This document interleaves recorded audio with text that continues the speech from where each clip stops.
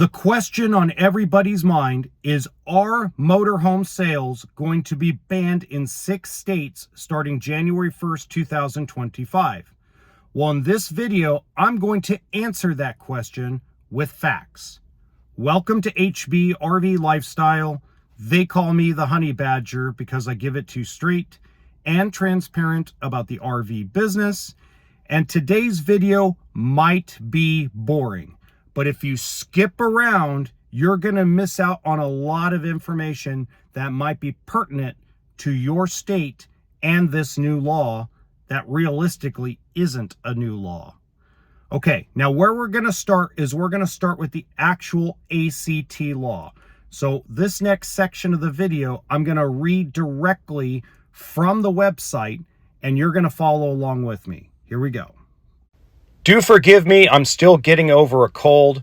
This is page 1, Advanced Clean Truck Regulation. Hit pause if you want to read it on your own. I'm not going to read the whole thing. I'm just going to go over the definitions at the bottom that pertain to what people are concerned about. So number 2 is Class 2B-3, means an on-road vehicle with a GVWR that is 8,501 pounds up to 14,000 pounds. Number 3, Class 2B-3 group means the group of all on-road vehicles with a GVWR that is 8,501 pounds up to 14,000 pounds. Class 4 means an on-road vehicle with a GVWR that is 14,001 pounds up to 16,000 pounds. And then Class 4 through 8 group means the group of all on-road vehicles with a that is 14,001. So including yard tractors as defined, except a tractor as is defined in the section. So basically what they're targeting is they're targeting medium to heavy duty trucks. If you notice in that legislative right there, just page 1, it says nothing about motorhomes yet. It just talks about vehicles, on-road vehicles that are over 8,501 pounds. This is page 2. If you'd like to hit pause and read through it before you hear my analysis, because all I'm going to cover is 11 and 14. Big shout out to Jason at RV Miles. I think he did a good job with the information. I know he did a small update on it. But most of the YouTubers, I'm going to say 90% of the RV YouTubers outside of Jason have used this as clickbait, have used this to get views, have used this to scare people to death. Let's get the facts straight, and that's what we're doing today. So number 11, there is excluded bus. Okay, so you want to read through that. That includes a passenger carrying vehicle with a GVWR that has 14,001 pounds or more GVWR. So they have to meet all 4 of those conditions, okay? Number 14 is the most important. It says manufacturer means any person who assembles new on-road motor vehicles or imports such vehicles for resale, or who acts for and is under the control of any such person in connection with the distribution of new motorhomes, but shall not include any dealer with respect to new motor vehicles received in commerce. Okay, stop right there for a second. So basically, if you go buy a Mercedes van 2500, a Sprinter, and you convert it into a van as a private citizen and resell it, it doesn't fall under this category. In general, the term includes any person who manufactures or assembles on-road vehicles or other incomplete on-road vehicle for sale in California, or otherwise introduces an onboard motor vehicle into commerce into California. This includes importers who import on-road vehicles for resale and persons that assemble glider vehicles. This does not include persons who apply parts to the importer or supply parts to the importer or vehicle manufacturer of record. So in essence, okay, this can be left up to interpretation. I got 3 different interpretations from 3 different people at the California Air Resource Board. This is what has people up in arms. This is what has people like, oh my God, there's a motorhome sales ban in 6 states. No, it does not mention that motorhomes are included yet. But we're going to get further into this, okay? So let's go to page 3.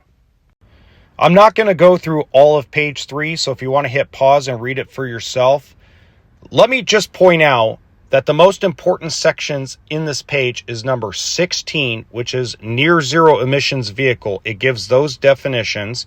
17, NZEV credit means a credit generated by producing and selling a NZEV in California. Tractor means an on-road vehicle meeting the following: the definition of a tractor, the definition of a vocational tractor. Vehicles or on-road vehicle means new equipment that meets the following criteria. Tells you all that except for trailers. Goes over yard tractor. And then zero emission vehicle, or ZEV, means an on-road vehicle with a drivetrain that produces zero exhaust emissions of any criteria pollutant or greenhouse gas under a possible operation. Again, I'm not going to read all of page 4. If you'd like to hit pause and read through the whole thing, you can.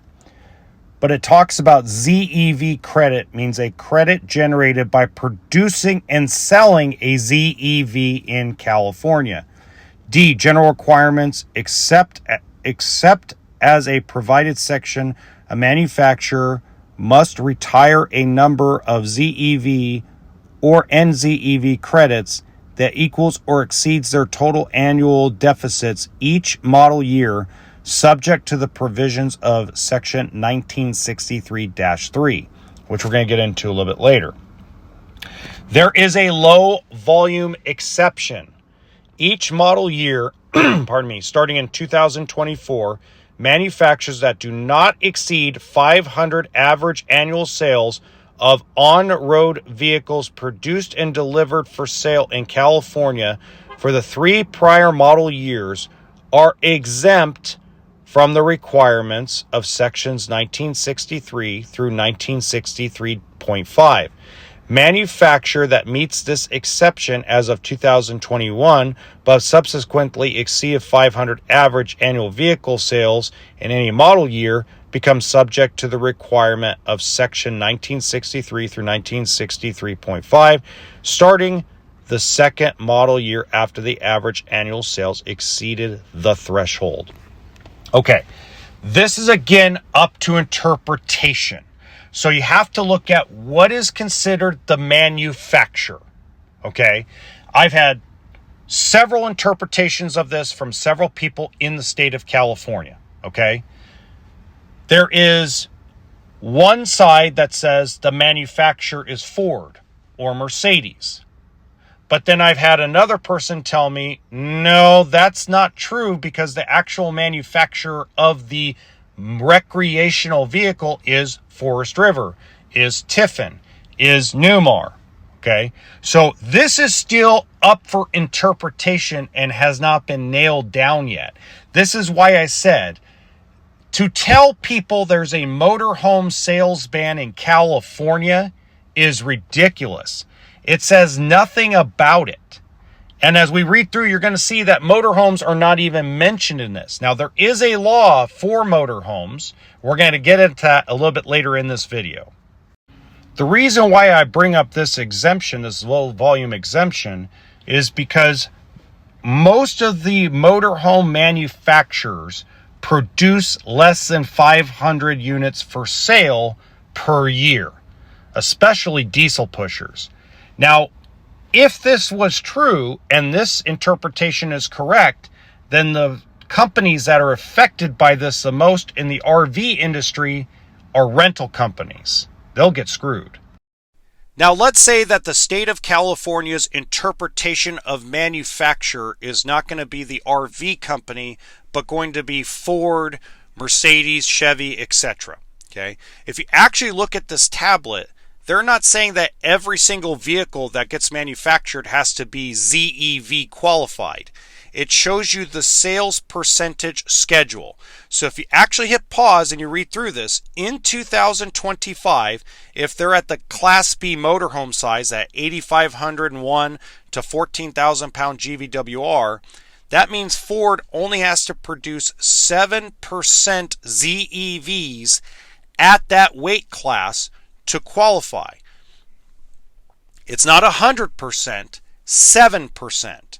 Okay, for our Class C motorhomes, they have to produce the chassis, which means it doesn't have to be a motorhome, which means, like, for example, they could build the Class C motorhome electrics for FedEx and it's 11% of what they allocated for California.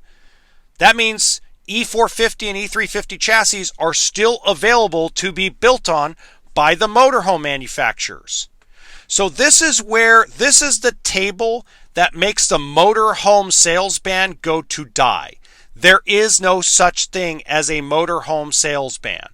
So whether you look at it as an exemption because they build less than 500, or you use this table to look at the percentage of ZEVs that they have to produce, it doesn't mean they have to produce it for the motorhome manufacturers. They have to produce it in whole, which means it could be everything. It's just the chassis. So that's if they define the manufacturer as the chassis builder, right? The on-road chassis builder.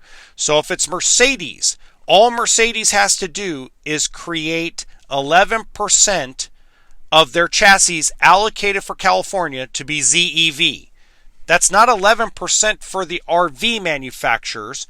That's 11% total for the entire state. And I could tell you that a lot of companies buy these type of stuff and have stuff built on them. Okay? A lot of companies like electrics. For example, if you go look at most FedEx trucks right now, a lot of FedEx trucks in California, Nevada, parts of Arizona are fully electric.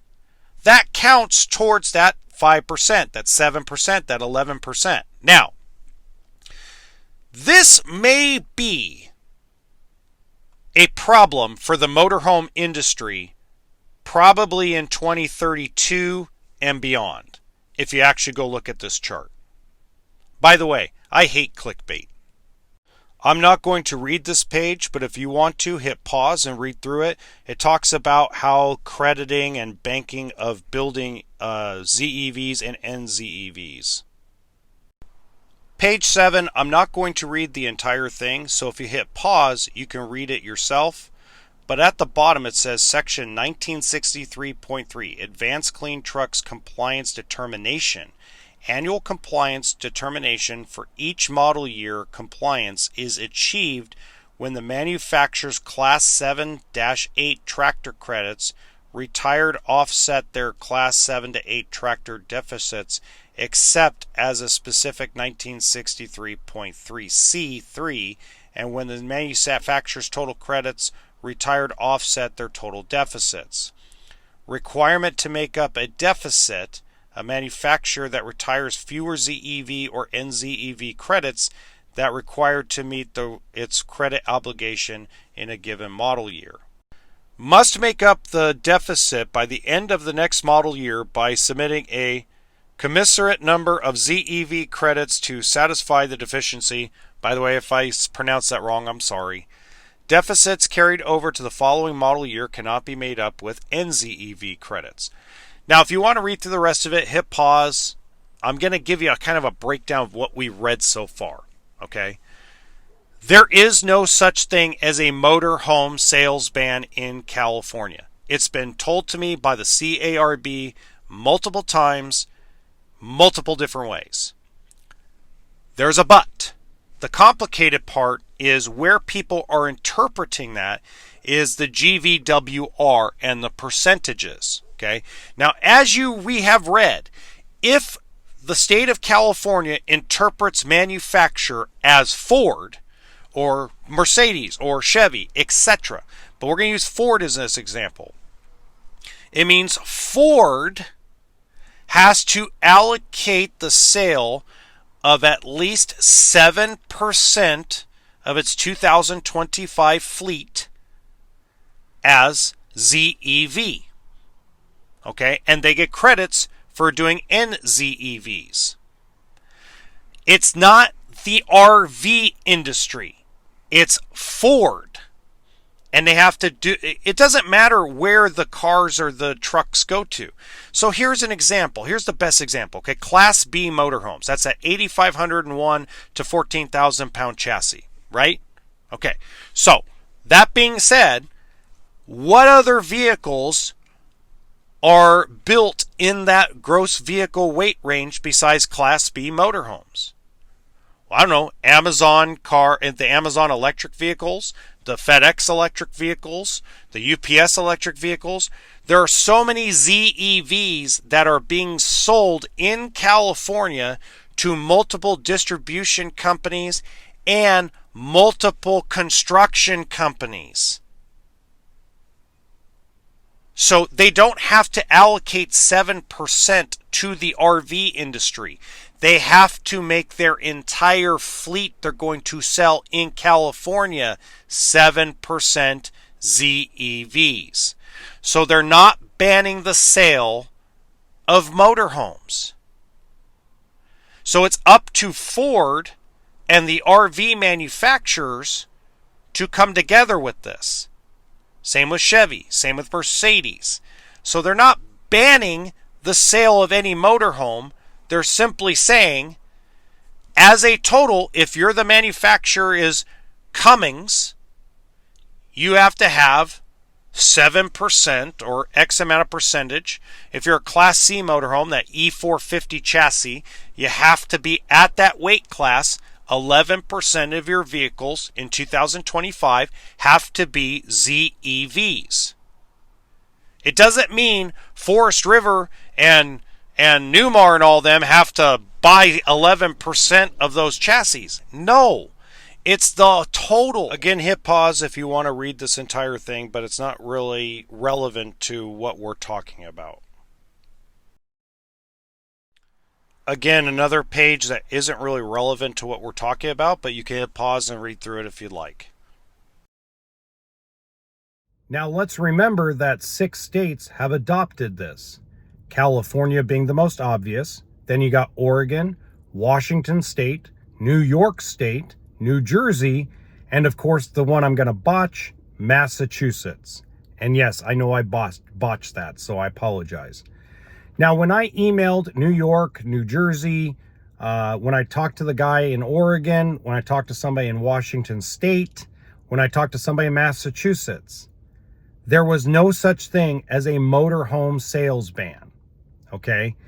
So reality is this legislation is not attacking motorhomes. Period. Okay? So if you went and bought a new or used motorhome right now in the great state of New York, you can do it. In fact, the email I got kind of hinted that they were kicking this down the can a couple of years. And if you want that email, I'll forward it to you. But the email I got from the state of New York basically hinted that they're not going to start really cracking down on this legislation until probably 2029 or 2030. It just seemed like they were kicking the can down the road. Same thing with New Jersey. Now, the reality is that the most probably strict of all the states is going to be California. Okay? Now, California does have a law for going and buying out of state. If you went and bought a motorhome out of state and it wasn't part of the California compliance, then you will have to smog your vehicle up to 2 times a year. And you'll have to pay a CARB fee. I will forward that information to anyone that wants it. If you want the information that I was emailed by the CARB when it comes to the Clean Truck Act, where they're basically going to make you smog your motorhome either once or twice a year, I will send that to you. But one of the other things about California that most people are assuming is that you can't buy an older motorhome, smog it, and register it in the state of California. That is incorrect. I actually got corrected on that because I was thinking the same thing. I thought, oh God, it's going to be like 2010 or newer is the only ones that are going to be able to be bought and sold. That is incorrect. I was corrected on that. The state of California has stated that as long as it passes the smog laws, as long as it passes smog laws twice a year, you can register the older diesel pushers, and you have to pay the CARB fee, which is basically an additional fee on top of the registration. Okay. Now, is that something everybody's going to be willing to do? Probably not. There's going to be a lot of middle fingers in the world towards California, but hey, it is what it is. Now, for the argument is this isn't right. We should have the right to travel. We should have the right to burn bad oil engines. We have the right as Americans to do this and do that and do this and do that. I hear you, and I actually understand you. I feel in a lot of ways the same way. But I also yesterday experienced something I haven't experienced in a long time. A semi-truck, a older Allegro bus diesel pusher, and a Class C motorhome all on the freeway blowing black smoke out of the tailpipe. I think we all have the right to clean air as well. So the reality is, in conclusion, this is up to the chassis manufacturers, not the RV industry. If by definition, they consider the manufacturer of the motorhome to be the chassis company, not the motorhome manufacturer, then all Ford, Chevy, Mercedes, and Freightliner have to do is create enough chassis in total, not for the RV industry, in the total for sale in California to stay compliant.